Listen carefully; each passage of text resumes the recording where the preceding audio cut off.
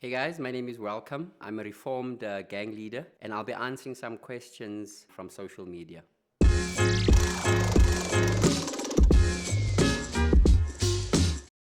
How was your first day night in prison? Oh, for me it was, it's like, firstly I did not believe that I was in prison. It was first having to understand that I actually was there. So it wasn't a nice experience. It was hearing men cry, men shouting, screaming. A lot was happening. To be honest, I don't think I slept on my first night in prison, but it wasn't a nice experience. What was your day-to-day experience like in prison? So, in prison, we've got 24 hours. So, you have within that 24 hours where you are locked up for 23 and you are given 1 hour exercise. So, it was just, being locked up for 23 hours and just having 1 hour exercise. And going into exercise, it's like just gravel. There's nothing. There's nothing really to look forward to. It's just men walking up and down in a courtyard. So that's the day to day. If you are part of a school, you go to school. If you're part of a program, you go to a program. If you work in a kitchen, you go to the kitchen. If you are working in the fields, you go to the fields. But if you're not doing anything and you just came to prison, it's 23 hours behind bars and 1 hour exercise. What did your meals look like for breakfast, lunch, and supper? Oh, guys, I'm telling you now, don't ever go to prison. The meals, not make sure. I mean, you wake up in the morning at 6, you are counted, and then you go for breakfast. It's 4 slices of brown bread. Always brown bread. You will never see white bread, which is a good thing. I suggest that you eat brown bread more than white bread. I'll tell you why later.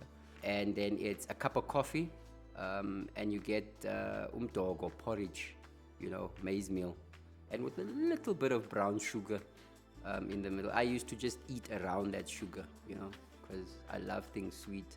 That's your breakfast. Lunch is mealie rice or mealies, which is just white. Vegetables, which is either carrots or beetroot. And maybe you'd see meat, depends on who you are in prison, or you'll just see the source of it. It was different. On Wednesdays, lunch was different. Mondays, it was different. It was always different. So you had fish once a week, you had chicken once a week, you had beef once a week. And when you had beef, it was just 2 blocks or nothing, And then you had eggs as well. You have to be quite smart with the eggs because you get 2, but then you just end up with 1. Can't complain about where the other one is, because how does a man look for an egg in prison? What were some of the most dangerous things you had to navigate on a daily basis? Yeah, I think it was, having to decide to take someone's life. When you're in a position of leadership, especially within the prison environment, and you're a gang leader, there's always those decisions that you need to make. If one of the offenders have done something, you now need to mitigate and find out what would be the best course of action. And although you have a council of men that are also part of your leadership, some of them will choose to kill the man, others will choose to not. And if the majority decides to kill, as the leader, you have the last say. So it's very difficult. If you choose to keep the man alive, they kind of like see your leadership as weak. If you choose to kill the man, there's also judgment that comes with that. So it's a very difficult process to navigate. Another very difficult process to navigate was having to decide what you're going to do, especially when there's prison riots, and how you're going to, kind of like try to, either support the riot, or you're going to try and stop it. And if you stop it, are you part of the police? If you don't, are you okay with your men getting hurt? So it's a catch-22. You constantly have to make those difficult decisions from a place of leadership. Yeah. What were some of the things you did to survive in prison? if I think about the things that I had to do in order to survive prison, I would say that, there's a lot that happens in prison. Obviously, the first thing that I did to survive prison was to choose a side. I had to choose between 26, 27, or 28. And because the guy next to me chose to say Mpatha Ntshonalanga, I said the same thing that he said, not realizing that I was actually making a choice to become part of the 28s. So that was the first thing that I needed to do. The second thing that I needed to do to survive prison was to always read what was happening in prison, to be aware of the changes that were taking place, because you don't want to be caught in prison not knowing what's going to go down next, because things in prison go down all the time. And the other thing that I had to do was to never allow another man to make up your bed in prison. Yeah, that's one of my greatest lessons, that things happen. You ask another man to make up your bed, next thing, police come in, they search, they find a knife there, bruh, you're gone. So it's always good to make up your own bed. So I think those ones of you that do not listen to your grandparents or your mother saying, make up your bed, I think practice makes perfect. How long was your sentence? How long did you serve? I was initially sentenced to 23 years. And from the 23 years, I did 14 years, and I was given parole on good behavior. Did you make any friends you still keep in touch with whilst in prison? When we talk about, I don't think you make friends in prison. In prison, there's no such thing as friends. Everybody in there wants to use you. So it's very difficult to trust someone. So for me, I had to learn the hard way that you can't trust everyone, so you don't make friends in prison. So I do know some of the men that I was in prison with. Some of them I still have a connection with, that have also come out of prison and are doing awesome work, but friends, not so much. Could you use a phone or have any personal belongings? Yeah, so when you get to prison, what they do is that they take everything that's personal. They take everything, and they give you a prison uniform, prison shoes, prison socks, prison pajamas. Everything is just prison.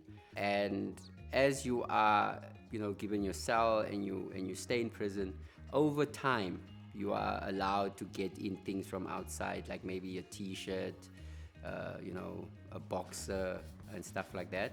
With regards to using a phone, no, that doesn't happen.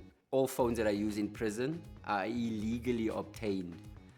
So if your boyfriend is calling you from prison, it's not supposed to be like that. So just know that it's illegal. Could you communicate with your friends or family outside? What was the process? Oh, that's a good question. Yeah, so you can communicate with family and friends on especially weekends. So I used to get telephone time on Wednesdays and Fridays. So on Wednesdays, when it's exercise, you put your name on a list, and then you stand in line, and then you get a chance to speak on the prison phone. So you call wherever you want to call, and you communicate. So that happened on Wednesdays and Fridays. Mind you, the line. If the line was too long, you may not get a chance to call your loved ones. But if you were like me, you were always first in line. Most. Did you commit any other crimes while incarcerated? I can answer this and go to prison again. So I'll refrain from that one. But what I will say is that things did go down, but I wasn't there. I don't know about them. I might have seen something, but I wasn't there. How do you keep sane in a confined space with not much to do? That's a very, very good question. When you go to prison, the first thing they take from you is your freedom. And most people think that freedom is this big thing, but it's actually the fact that when they take it from you, you need to survive in this confined space, which is like, 5 feet, moving from that space. And I remember going into my cell and knowing that that's the space I'm going to spend the rest of my life in. Was kind of crazy, having to psychologically get that into my head. So it was a lot of reading, a lot of storytelling, a lot of listening to other guys telling about their stories. It was watching the prison TV, which was called Sondolo. You know, you can't change anything on that TV. You watch nature the whole day, you know, elephants and rhinos and lions. You kind of become an animal yourself because of watching these animals doing what they do. Were there any illegal or forbidden stuff in prison? Like any other institution that you're not supposed to have things, you'll have things that you're not supposed to have. So I'm not going to mention those things, but yes, you know, you would sometimes see someone standing in the corner of the room making a call. Person is clearly not talking to himself, but you understand what I'm saying. So yeah, things like that would happen. So those things did happen. You would see things that you are not supposed to have in prison. So yeah, illegal stuff was in prison.